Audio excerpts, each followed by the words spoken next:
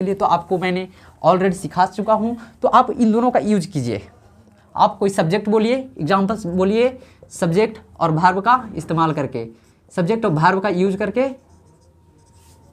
करके सेंटेंस बोलिए, सेंटेंस बोलिए। आप तो बोल सकते हैं यस सर। एग्जाम्पल्स बोलो, एग्जाम्पल्स बोलो। एग्जाम्पल्स नंबर 1, किसी ने बोला सर, एग्जाम्पल्स ले लेते हैं, मैं जाता हूँ, यानी कि मैं सब्जेक्ट हो गया और वर्ब जाना हो गया वर्ब। तो लिख सकते हैं इसको किस तरीके से इंग्लिश में, आई गो, आई गो, इतना लिख दिए, आई गो, मैं जाता हूँ।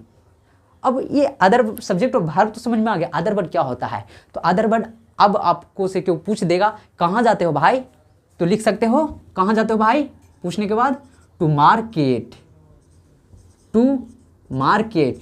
यही वाला जो आंसर दिए हैं आप बाद में, आई गो के बाद ये आंसर दिए, इसी को हम क्या कहते हैं, आंसरेबल वर्ड। इसी को हम क्या कहते हैं, आंसरेबल। ये क्या है, answerable word, answerable word. That means other word हो गया। क्या हो गया, अदर वर्ड हो गया।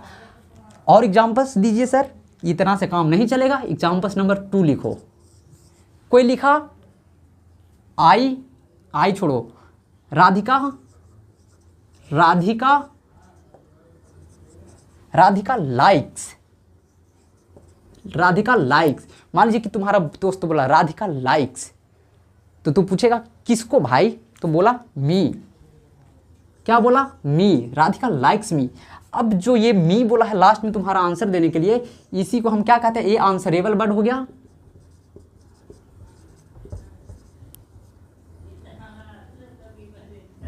आंसरेबल वर्ड हो गया, आंसरेबल वर्ड हो गया। दैट मीन्स क्या हो गया, अदर वर्ड इसको कह सकते हैं, या अदर वर्ड भी इसको कह सकते हैं। एग्जाम्पल्स नंबर 3 लेते हैं। एग्जाम्पल्स 3, कोई बोला ही नहीं, सी